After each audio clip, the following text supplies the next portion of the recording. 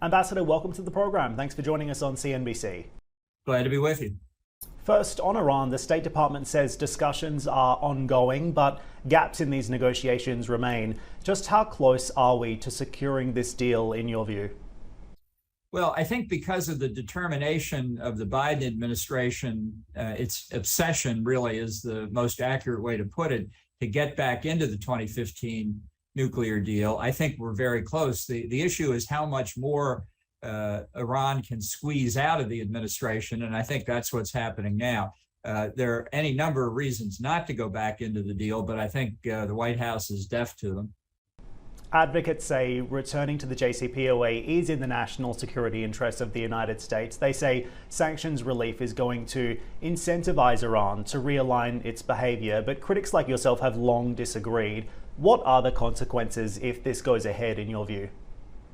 Well, I think the immediate consequence, obviously, will be the unfreezing of billions of dollars of Iranian assets, which will go back under their control with their discretion to spend it on their nuclear program, their support for international terrorism in the Middle East and beyond, and the relief from economic sanctions, which have had a punishing impact on the Iranian economy. It will allow the regime a lifeline, really. It's very unpopular inside Iran now, and it will give them considerable boost. This really is a decision that will harm not just the United States, but its key friends in the region, the Gulf Arab states, Israel, and pose a proliferation threat around the world. It's really a stunning mistake by the Biden administration.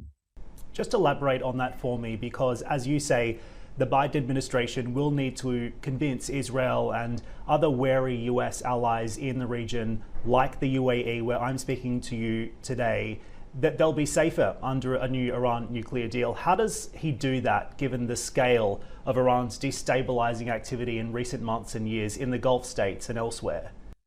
Well, I don't think he can convincingly. I think this is getting back into this deal has become a kind of theological objective for the Biden administration. It's free from factual basis, and really, it's in the Gulf region itself where the Iranian terrorist threat is most manifest. That's not the place at the moment to worry about the nuclear threat, but the administration, the White House, is trying to compartmentalize the regime in Tehran into the bad nuclear part over here, which this deal will supposedly handle.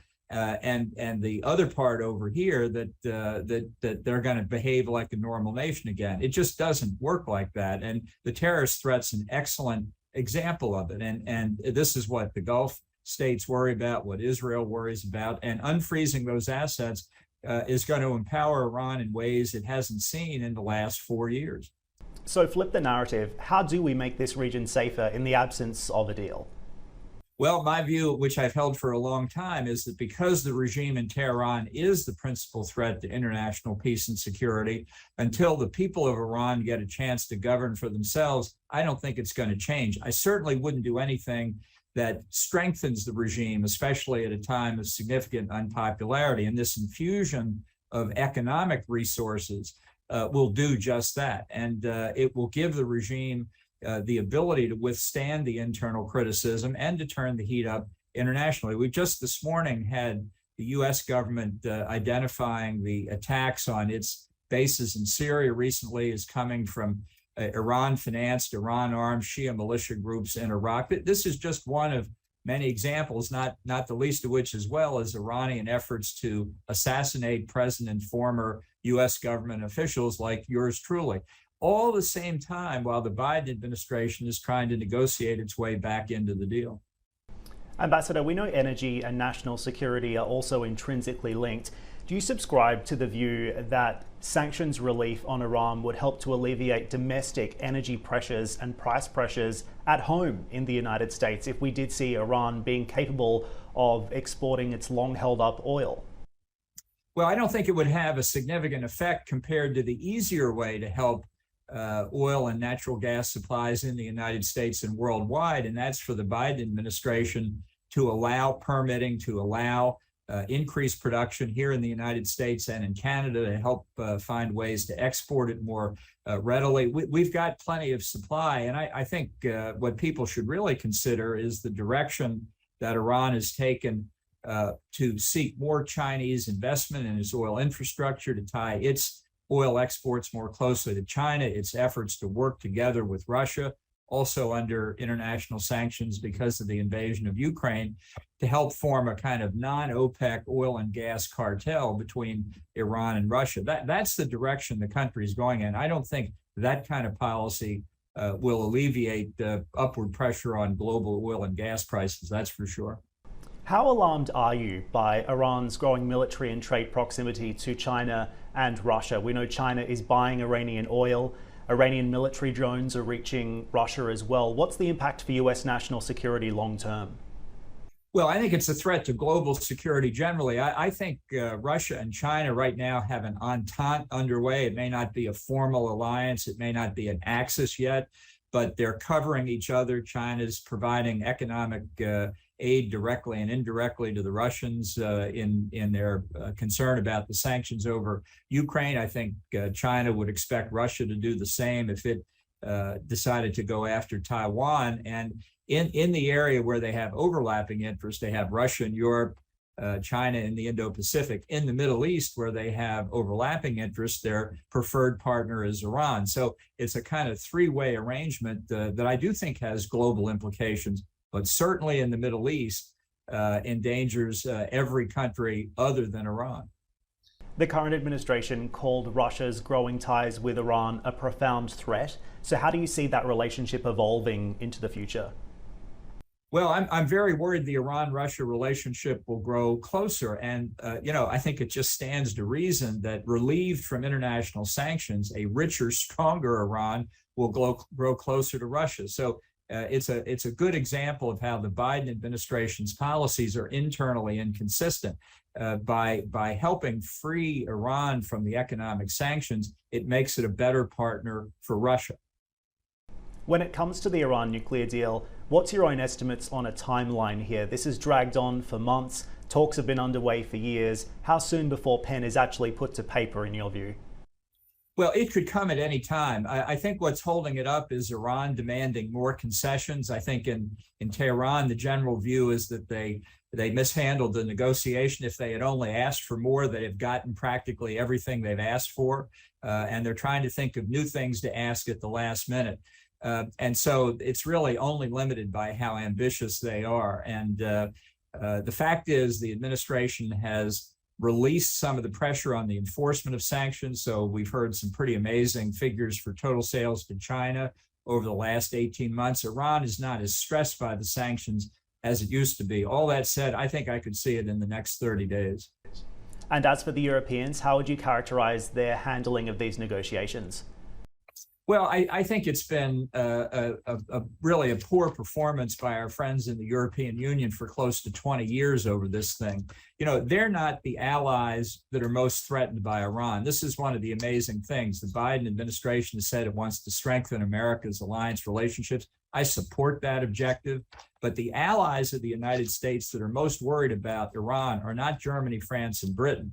They're the Gulf Arab states and Israel. And those are the countries that I'm afraid the U.S. is selling out here by not taking into account the Iranian regime's ultimate objectives to get hegemony across the Middle East. I wanted to switch gears here and ask you about the situation in Iraq. Of course, you have been called an architect of the Iraq War, fair or not. Do you have a view on what's unfolding in Iraq right now? Some say it's on the cusp of civil war.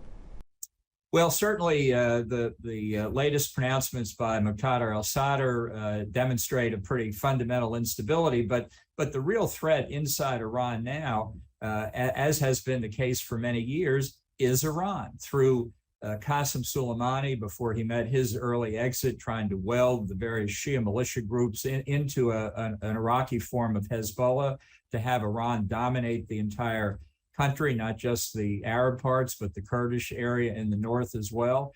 And I think the failure here goes back over a decade to the first American withdrawal from Iraq. I think we've mishandled this very badly, but it's an example of the difficulty, not just in Iraq, of putting a stable government together, but the difficulties posed when a rogue regime like Iran is determined to destabilize governments that are hard enough to put together to begin with. So this is really, in my mind, it's a tragedy for the people of Iraq, but the source of the tragedy comes from Tehran.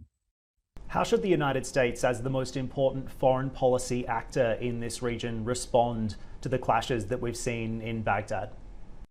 Well, I think the general point I would make is that the U.S. should not heed the calls of those who have said, since China is the existential threat of the 21st century, we should abandon our interest in Europe. Who cares whether Russia invades Ukraine? We should abandon our interest in the Middle East and focus only on China. I think the exact opposite is true for the reasons we've been discussing. This is a global environment we're dealing with here. Stability in the Middle East remains a key target for U.S. strategic interests and those of its friends and allies. And I think this should, what's going on now in Baghdad should strengthen our resolve not to go back into the Iran nuclear deal, not to do anything that empowers the regime in Tehran, to work together with our Arab friends and our Israeli friends to try and counter this menace, which is the real source of the instability we see in Baghdad. On China, US warships are now transiting the Taiwan Strait. Reports say President Biden is also preparing to announce what could be $1 billion arms sale to Taiwan. This, of course, follows Speaker Pelosi's visit to Taiwan. Do you think it will deter China in any way? Well, I think it's a step in the right direction, and I strongly supported Speaker Pelosi's visit. She's a Democrat, of course, but it was the right thing to do. I have long advocated, over 20 years now, full diplomatic recognition by the United States of the government on Taiwan. It's a state by any international law definition. I think strategic ambiguity has outlived its utility, and I think the real path to stability and peace in East Asia and Southeast Asia is to make it clear that Chinese belligerence is completely unacceptable. How do you see the US-China relationship evolving from here as well, given this most recent provocation? Beijing clearly concerned about the US support for Pelosi's visit, perhaps not in the lead up to her visit, but in the aftermath. She seems to have come out on top here. Yeah. Well, I think the Chinese are threatened by Taiwan. They're threatened by the idea that people can govern themselves. It's a thought that existed in Hong Kong for a number of years, too, until the government in Beijing crushed that idea in violation, by the way, of its international agreement with the United Kingdom. The future of Chinese-American relations are really in Chinese hands. We're content, I think, to try and work peacefully with Beijing. That doesn't seem to be their intent. I think if they wanted to do something constructive, one thing that would be very important would be to stop stealing the intellectual property of the United States, Japan, Europe, and others, something they've been doing for decades. Respect intellectual property and move in conformity with the international norms of doing business, which a lot of us thought they were going to do when they joined the World Trade Organization over 20 years ago, but which they have done the exact opposite of. On the Mar-a-Lago investigation, former President Trump has requested a special master to oversee the case. When you look at this situation at a more broad level and from an international perspective, why should allies trust that the United States is a reliable national security partner when material of this nature is handled and forgotten in such a cavalier way? Well, let me say, as a general proposition, it's not handled in a cavalier way. This is Donald Trump handling it. And I think governments, friendly governments and unfriendly governments around the world should recognize Trump is an aberration. He does not reflect long-term American interest. His behavior with respect to classified information has long been a great concern. We don't know exactly what damage may have occurred here. There's a damage assessment now underway. But I'd urge everybody really to let our legal process play out here. We don't know what the documents were. They may or may not be as sensitive as indicated. I'm not trying to downplay the risk, but I am trying to say that none of us are well informed enough to know exactly what was in the documents. That will come. Let's let the process play out. It's absolutely fair to say that we are still waiting for the facts to emerge. And you write in a piece in The Hill just recently that there's still a lot that we don't know about this case. But as it stands, with what we do know, is it reasonable to expect that President Trump will face some kind of criminal prosecution here as a result? Well, I think he's in jeopardy, but I think when you think in terms of indicting a former president, there is, let's be honest, the political different standard is if you're going to go after him, you better make absolutely sure you're going to get a conviction. And remember, in American justice, you have to prove guilt beyond a reasonable doubt. It's a high standard. But look, I have said before, I don't think Donald Trump was fit to be president of the United States. This behavior, which we've been talking about, we don't know everything about it, but to me, it's just more evidence of that. And as you say, this is a legal battle, but it's also a political battle, right? When you look at the situation, do you think Trump's stronghold on the Republican Party has helped or hindered the Democrats when it comes to their overall prospects in the midterms? Do you think this is going to basically charge the Trump base here? This could end up being quite politically advantageous for him. Well, I think it is politically advantageous for Trump, and I think it's harmful to the Republican Party. The Democrats would love to talk about Donald Trump going into November. They certainly don't want to talk about the rate of inflation and the state of the economy. And I think that's very dangerous. I think Republicans need to focus on the issues that really confront the American people day to day. And if we do, then I remain optimistic about November. But if we're talking about Donald Trump by late October, Trump will love it. It'll be bad news for Republicans. I thought it was interesting as well. You said Trump could be a kingmaker in the Republican nomination process just recently, but you believe he won't actually run in 2024. Is that correct? Yes, I think Trump knows he lost in 2020. He will never say it because he's got a great con job going, but he knows he lost. He fears he will lose in 2024 more than anything else in life. He hates being called a loser. So he'll talk about running for a long time, but at the end, he'll find a pretext not to run. And as I say, try and be the dominant force in picking his successor. With Trump, you never can tell, and there's still a long time ahead. But I think his general position is such that he's much weaker than people think. He's much weaker within the Republican Party, except when he can say, I'm being picked on again by the Democrats, which is why this search warrant affair is a gift to him politically. So who are you backing come 2024? I know it's still a while out, but any one individual firming up in terms of prospects in your view?